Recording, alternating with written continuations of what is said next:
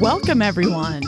Terry and Mandy here again with another episode of the Spinster Sisters. Yeah. So glad to have yous. We totally are. Come on in. Pull up a seat. Make yourself comfortable while we talk at you and overshare about our personal lives. You're welcome ahead of time. Strap in. So as we were originally brainstorming the format of the show, we figured we would sort of share notable stories and events that have occurred since the last episode. So it's going to be like sort of weekly check-ins with us. And once we get into that rhythm, you may find the show heading in that format. But right now we're just starting out. We're just starting. We're just starting. So we don't know. We don't know. That means you don't know. You don't even know. You don't know neither. You don't know nothing. So we do have enough like nonsensical material, we think, to take up around 4 or 5 episodes to start. And then we'll get into the weekly thing. But for now, we've tried to organize these first few episodes into topics, general categories. Yes. And again, when Terry says we tried to organize it, we mean Terry tried to organize it, just to clarify. Right. You've provided some valuable input since the outlines, though. Damn right. Okay. All right. So here's some context for this episode. As you know, we sort of sat around talking about this for a really long time and many, many months. Early on in COVID, and even probably before COVID, we started talking about potentially having a podcast. But as you know, we didn't get off our asses to do anything until like recently. Did nothing to make this happen. So we wanted to highlight in this episode some really notable COVID moments or just some stupid spinster sister stories that we found funny. And I mean, we're kind of hoping you also do too. But if you don't, that's okay, because we'll still be laughing. Right. Who knows if you'll find them funny. We hope that you find them entertaining. Yes. Okay, so here's some stuff that went on in the last 10 plus months. Because Mandy, as much as we didn't do anything toward production of this podcast, we did take notes and try to capture our ideas over the last several months, right? Yes, we did. And in fact, little ditty on this that Terry enjoyed quite a bit. How we took these notes when something would happen, we would literally just be like, oh, we got to put that in like a little black diary type thing. Like if we said something funny or something happened that we thought was hilarious and we wanted to go and we're like, no, got it down for Spinster Sisters. Because neither one of us would remember it. So it was like, put this down and put it down now.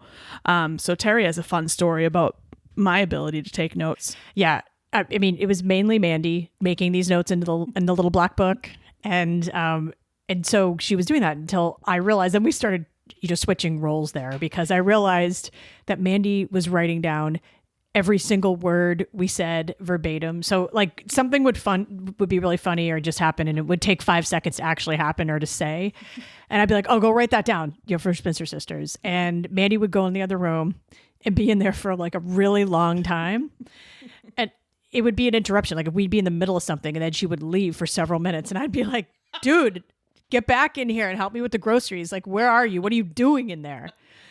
And Mandy's writing everything down word for word. I'd go in and look over her shoulder and be like, why is this taking you so long? And then every single word that had happened, that had transpired between us, it's like all within the lines, in perfect penmanship, all neat. And it was like periods and, using grammar and punctuation. And I'm like, okay, no shorthand, huh? I guess you don't know what shorthand is. No, I'm not sure. Because, I mean, like, let's not knock my note-taking skills too much. Is that what you call it? Taking notes? Is that what it was? Writing? I call it writing novel notes. Okay. Isn't that what people... That's what they were. Okay, because that's what people do. But I was a secretary of the National Honor Society, Teresa, and graduated with a 3.93 GPA from Framingham State University. And you can't knock my ability to take notes, because those notes brought me to where I am today, living with my sister and hosting a podcast like this. That's great. Okay, so let's move on and get into some stories from the last 10 months. And stories may be generous, because that would infer that there's like some compelling and clear beginning and arc and end. We'd wrap it up. But this is just more stream of consciousness by us, because that's how we roll. Exactly. That's how the spinsters roll. So I would like to start, please, dear Lord, let us talk about COVID hair problems. Because Terry, she brought that COVID hair problem to a next level, and it was the greatest moment of my life. Okay. We'll share. So great. Everyone has their own tale of woe about the hair issues from early on in COVID. Okay, we get it. Everybody was the same. All the women were freaking out because, oh my God, I couldn't get my color and my hair's getting gross. And we all were on the same boat. We were on the same boat. 3 inches of gray before I could see a hairdresser. It was horrible. Listen, we're not here to talk about grays. Everybody had that problem. We all did. We were all the back same. off. No, I'm just saying. No, I know. But you will agree, Mandy, that due to lack of hairdresser access, I was forced to grow a legit mullet. It was amazing. Like, I need you to think 1980s dude with a mullet, jean jacket, jean pants, whatever. You mean Texas tuxedo is what you were driving like a Trans Am or I don't know, but this was Terry. It was amazing. Yeah. So, I mean, everyone had their hair problems, but not everyone had a mullet problem like me. And the issue was that I had a really short bob, and you have to maintain that, a little bit more often than those, long haired styles. And it was cut to the neckline and had really short trim at the bottom and the back. And man, like those hair follicles were just going to town. They decided to like take a stand back there. We ain't going nowhere. Yeah. They're like, no, we're here to play. And they were just psyched to unleash their fury on the back of my neck. And it grew like a weed. Like, what did you do to make them so angry? That's what I want to know. It was like a small animal growing on the back of my head. Like, were we not joking that I was going to have to start feeding it and taking it out for a walk if it got any bigger? It was the greatest thing that's ever happened to me. But all you short-haired ladies know what I'm talking about. Yes. It's good times. Good times. So one of the good things, and probably other people can attest to this as well, but one of the good things that came out of COVID was the ability to meet your neighbors and kind of hang out a little bit more or get to know them a little bit more. Like, we knew our neighbors, but we didn't know them as well as we do after COVID. We didn't know all of them either. We probably knew about half of them. Yeah. So we definitely have made more neighbor friends. And it was during our weekly neighborhood outside cocktail hours. So those were a thing. They started very early on in lockdown. And there's a spot out in front of our house. It's like two of the best streets merge. And I say best, I mean like the best people live on these two streets, and they merge, and without fail, like every Saturday and sometimes Tuesdays, we would go out there and converge upon the wall. We call it, affectionately, the wall, and drink together. And Mandy was saying we got to know these like really freaking awesome neighbors that we didn't even know existed, or, got to know them better. And, we just would go out there and laugh and for several hours at a time, and it could be freezing. And let's be honest, I suppose it was inevitable in a Boston neighborhood that we would find a way to get together and drink during lockdown, I suppose. Yeah. I mean, we get it about the social distance thing. We were socially distancing. Yes. However, stop your judgment, because you got to keep in mind we live in our tiny, our cramped 2-bedroom spinster sister apartment, and we have our situation. So lay off the criticism, okay? Yeah, back off. I mean, you guys are lucky that we didn't like run out of our apartment and hug everybody that we could see. Yeah. So if we were doing socially distanced happy hours, I think there are worse things. Yes. We were crawling out of our skin at home. So just sue us, okay? Yeah. Just sue us. God, please don't sue us. But you'll get to know some of these neighbors, though, that we are referring to on some future episodes. We're definitely having them. We mentioned last time, I think we have a mayor of our street. Yep. He's a retired firefighter, and he's just best. He is just the greatest. And he and his wife, we love them. Oh, they live across the street. Just only amazing. So we had themed get-togethers. We would meet on the wall for Easter, but by far was the very first annual Oktoberfest. By far, that was the best one. Right. Hands down. So, yeah, we had a great Oktoberfest. Mm-hmm. Mandy pulled out her pretzel making skills that she learned in high school at her job at Auntie Anne's in the Natick Mall. Hashtag Auntie Anne's. Love it. Big shout out to Auntie Anne's. We all benefited from Mandy's pretzel making skills. I'm telling you. Yep. Dude, were they a hit or what? They were a hit. Them. I don't know if it was them though, or the Greg's Moonshine that he pulled out that day. But it was quite an event. First annual Oktoberfest. First annual. We'll be there again in October. But as we were getting ready though for Oktoberfest, let's talk about. Yeah, we talked about it before that Terry and I do not work well in the kitchen when we're there at the same time. Like me stepping into the kitchen, Terry's like, get out, like points to the door and it's like, get out. So it's not. I think it's more that Mandy just doesn't want to step foot into the kitchen. Let's be honest. It's a little bit of both. Yeah, a little bit of both. Like I really don't. Like if I come in, I'm not going to offer to help you cook. Like that's everyone knows that. But it was quite a scene because I'm very tense when I'm doing anything in the kitchen. I made 18 giant pretzels and Terry was prepping and cooking for another Oktoberfest the following day. So it was a jam-packed, fun-filled kitchen. Friday afternoon that day on Friday, October 2nd. So Mandy's doing pretzels and I was just making a shit metric ton of red cabbage. We're going German red cabbage style.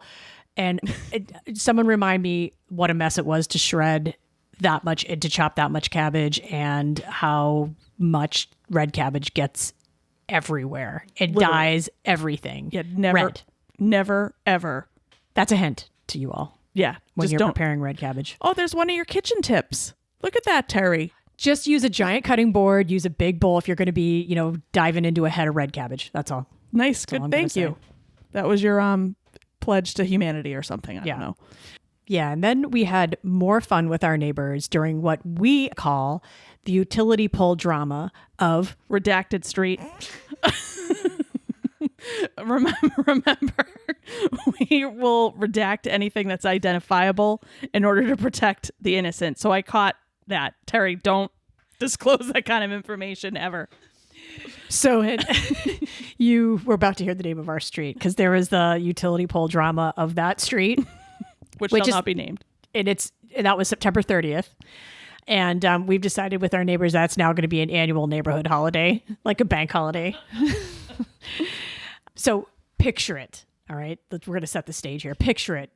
Roslindale, 2020, 7:30 a.m. on Wednesday, September 30th. Mandy, take it from there. Basically, it was like a blustery, stormy day, super windy, super rainy, and I'm like a fall nor'easter. So a tree came down. I'm sitting there working. All I hear is like this big crash, and then black on my screen. Like everything powers out, everything, and like it just snapped like a toothpick. It was the wood? There were two wood utility poles and one cement utility pole that literally was like a domino effect. Like one fell and it just brought the other two down.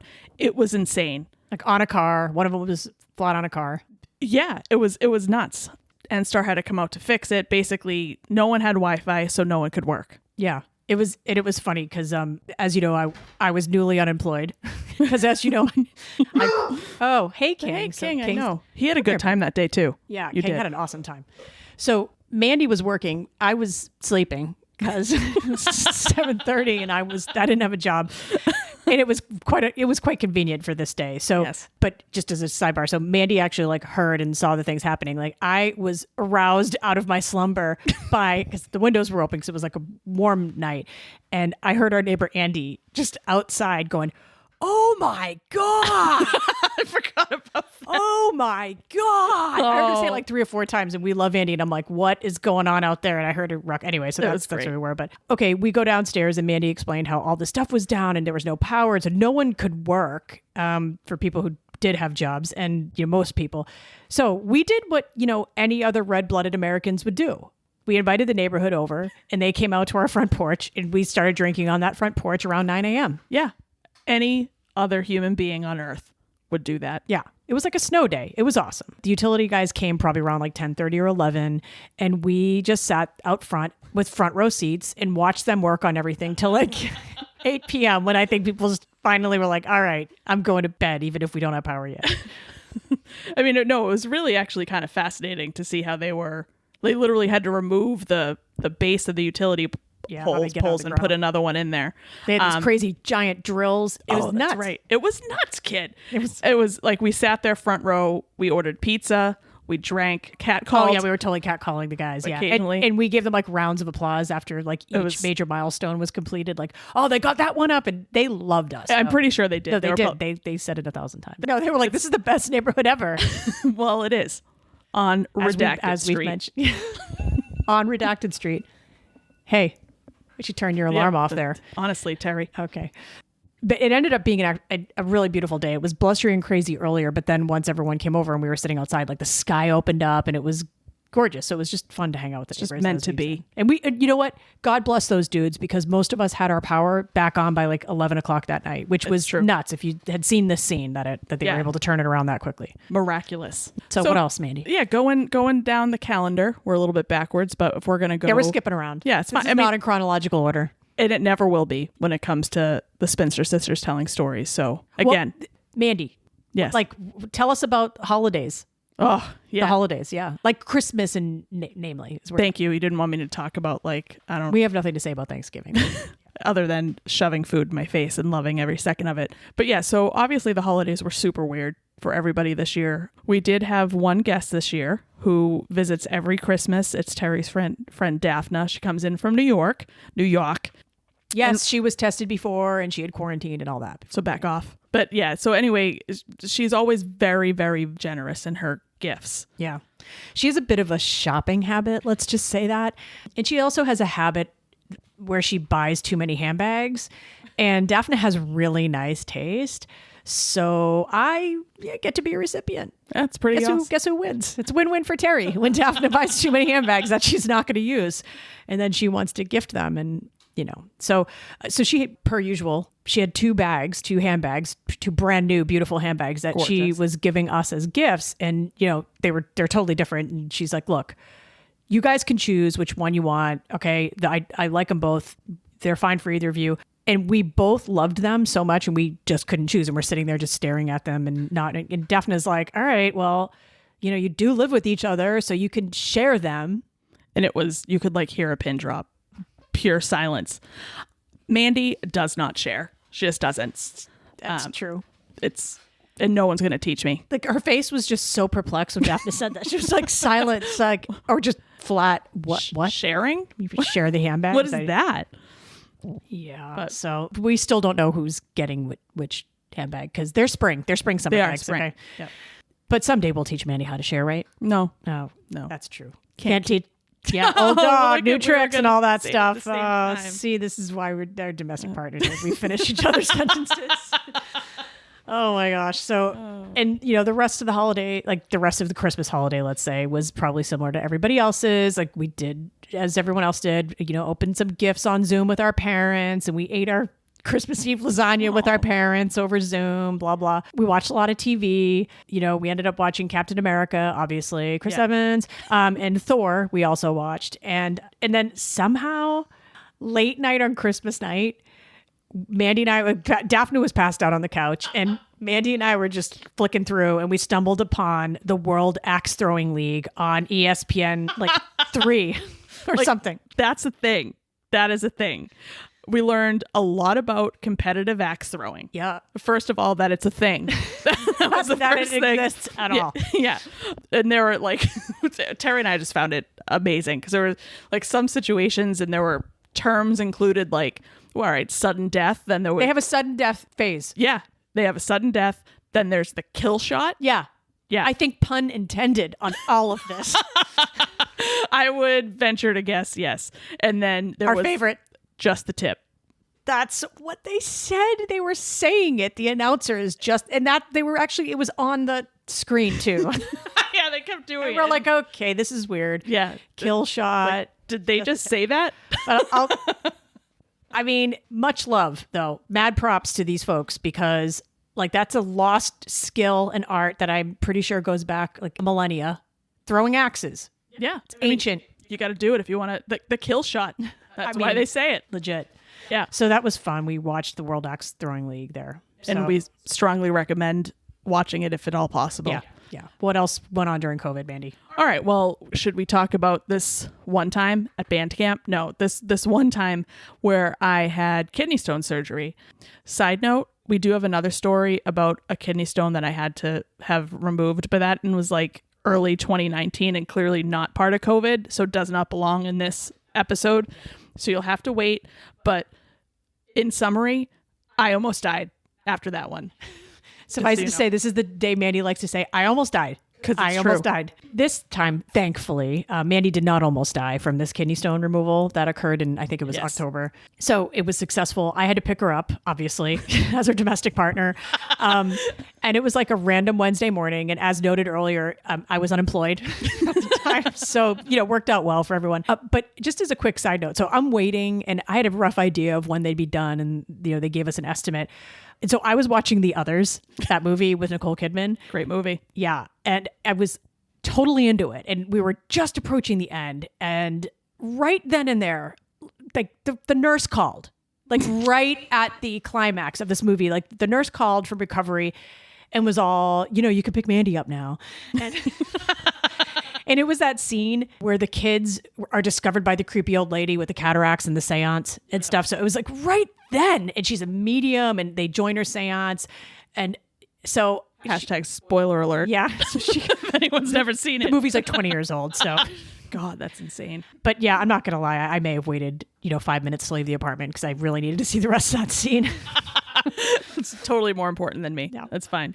So we pick up Mandy and we have to pick up her prescriptions on the way home, obviously. And, she's all passed out, from the anesthesia. She's like in and out of consciousness and No saying clue what was going on. crazy, weird things and just in and out snoring. And then she'll wake up and say something that has nothing to do with anything. And I'm just like, this is fun. But so we're in the drive-through line at the CVS to get her prescriptions. And it was, sort of a long line, but whatever, it's fine. I'm sure this will go pretty fast. I'm listening to WNYC, as I do all the time, in the Brian Lair show. Actually, your favorite. Yeah, love Brian Lair. Favorite. Mandy's like in a drug-induced sleep and we're waiting in line, and every once in a while she'll wake up and be like, oh, where are we? Are we still in this line? I'm like, yes, we're still here, but I'm totally into this Brian Lair episode, so it was okay. Then Mandy mentions at one point, should we just like get out of the car? And we're like, no. I said that? Yeah, you Mandy's like, do you want to go in? I'm like, no, I'm fully committed to this drive-through because we've been here now for like 15 minutes. I'm not seeing this through. we're seeing this. I'm not parking and getting out of this car. I'll stay in this line if it kills me. And we were probably there for 15, 20 minutes until we realized that there are actually two lines. And this is not like a giant CVS. I should have noticed this way sooner. But yeah, we were in the COVID testing line. Yeah. The prescription line was in the right lane and we were waiting in the COVID testing line. So all of that waiting was for nothing. At least I got a good nap in. That's right. And yeah. So, sorry, that was sort of the dumbest story ever, but that's just a typical Spinster Sisters move is why we were including that. Just fantastic. What else though? Mandy, moving on. What else happened during COVID? Well, as you can imagine, it gets a little weird when two sisters are all cooped up together in a small apartment with no physical interaction or social life than each other and a dog. Only each other to stare at. Yeah. Longingly. No, that's gross. It's not what she meant. But after several weeks of that lockdown, and I think it was sometime in late April, was the first time I ventured out anyway, because I was crawled out of my skin and we needed to restock the apartment. And it was like so exciting because we couldn't go anywhere. Target's like the only place. And I was like giddy and I tried on probably 3 or 4 outfits and I'd be like, Mandy, how does this look? Like, does this look okay? Like, do I look fat? You'd think I was going to a ball. Yeah. And finally, I think I was like, Terry, you're going to Target. Yeah, I know. But I'm sure we all kind of experienced something similar to that. We all have, yes. It was like a field trip back then. We all know that. Mm-hmm. But speaking of things get a little weird by, being locked in an apartment together, you start thinking like, oh, am I ever going to meet people again? Like, will I ever go on a date again? Yeah. God knows, I have no idea the last time I was on a date. Like, I couldn't tell you. I just couldn't tell you. I couldn't even venture a guess. Let's just say it's been a dry spell. So another time to talk to somebody else, like I had to call the New York Times to settle some billing issues. So I was on the whole, so customer service agent for the New York Times, which is like, a big call. It's someone new to talk to, right? I swear. And so I swear to God, though, this guy, the customer service guy from the New York Times, had the hottest Southern accent. And I was like flirting with him. Yeah, you were in love with him. That's how weird things got. And I was like half flirting and I hung up and Mandy was like, did I just hear you flirting with that dude? I'm like, yeah, you did. That's the closest to flirting, though, that we got. Virtual flirting. Yeah, virtual flirting in those months of lockdown. We all know that. But does that make us sad? Yeah, sort of. I don't really care. Don't care. Because I still love us. How about that? Okay, so one thing that finally probably happened, the most important thing. Yeah, probably. Terry got our crap together and started this podcast. So thank you, Terry. It's been my pleasure, Mandy, really. All of it. what's funny about that is, so yeah, okay, that's pretty monumental that we got this underway and we've, published these episodes, but you should have seen us getting our equipment and getting the home technical setup happening, because oh my gosh, it's like sigh. Yeah, we just didn't, what do we need? I don't understand what we need to do. It's so complicated. What do these words mean? What do these words mean? It's like audio interface, mixer, like pop filter. Like, did you say torque? What the hell does that mean? What is and that? I was in charge of this. Like, I'm sorry, Mandy's IT. She's the help desk. And here's me trying to get this. Anyway, which sort of explains why I took this long to actually get done. Well, I will say that once you started getting into it, Terry, it didn't take that long. I'm impressed. I mean, this will be the only time I ever compliment my sister. But so take it. But it was, but remember, we couldn't even get the mics in the mic stand. That was sad. Yeah. We're like, how does this work? Like, I think you should put it up to here. Maybe you should put it in all the way. Yeah. It was just not. It was, It was like, no, you just pop it right in. Doesn't take a genius. Yeah, right. It's a mic stand. That's where it goes. So we will drop the mic at this point then. Yeah, I think it's time to see what I did there. Yes, I heard that, Mandy. That was great. So thank you, as always, for joining us as we hang out and shoot the Brizzies. We would love. That's a new word. Brizzies. Brizzies. Mandy's word of the day. It is a hyphenated word. It's breeze. I've made it into 2 syllables. Brizzies. Yes, exactly. Like 2 syllables now. Yep. I understand. Ease. Breeze. That's like the synonym, really. Sesame Street. Anywho, please subscribe to our podcast on iTunes, Google Play, Spotify, or wherever you get your podcasts. We would also love if you'd review the podcast. Yes. So follow us on Twitter. Our handle is @SistersSpinster. Instagram, we are @TheSistersSpinster. And our Facebook fan page, all our fans, is the Spinster Sisters Podcast. So with that, until next time, deuces.